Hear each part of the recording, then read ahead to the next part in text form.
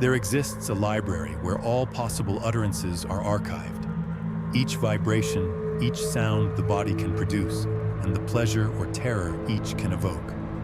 I merely learned to access its forbidden sections by surrendering to the correct frequencies. Most damning was her explanation for the monks' deaths, delivered with disconcerting intimacy. They attempted to consume knowledge for which they were unprepared. Some texts must be approached gradually, with proper conditioning of both mind and body. They tried to possess what must first possess you. The results are unfortunately similar to ecstasy, too intense for mortal form to contain. The verdict. On April 17, 1542, the court pronounced its verdict: guilty of heresy, necromancy, and unnatural congress with entities contrary to God's creation. The judges, unable to maintain her gaze during the pronouncement, focused on the documents before them as they sentenced her to burning at the stake. The court's justification revealed the deeper fears underlying her prosecution, not simply religious transgression, but the threat of feminine knowledge expressing itself through the body. The accused has, through her own testimony, revealed congress with forces beyond divine providence. The unnatural knowledge she has taken into herself, through her eyes, through her lips, through acts we dare not detail in public record, represents contagion that may spread to others through proximity to her person. Most dangerous is her mastery of utterances that provoke in listeners sensations both unholy and uncontrollable. Such power to affect the bodies of others through mere sound represents witchcraft of the most insidious nature, penetrating the defenses of even virtuous men through their unwilling ears. The court ordered extraordinary precautions for her execution.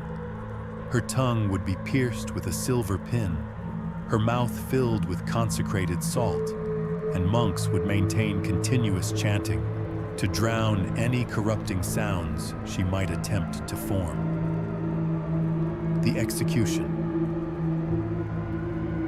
On April 20th, 1542, Marguerite Vallon walked to her execution with the same composure she had shown throughout her trial. Witnesses noted that despite her imprisonment, her skin retained its luster, her movements their fluid grace, as if nourished by something beyond ordinary sustenance. The 7 official witnesses, all men of religious or medical authority, positioned themselves closer to the stake than protocol required, their official duty to observe struggling against their obvious discomfort.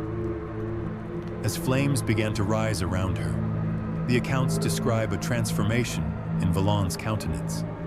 Not the expected agony, but what the physicians report clinically termed an expression similar to religious ecstasy or intimate culmination.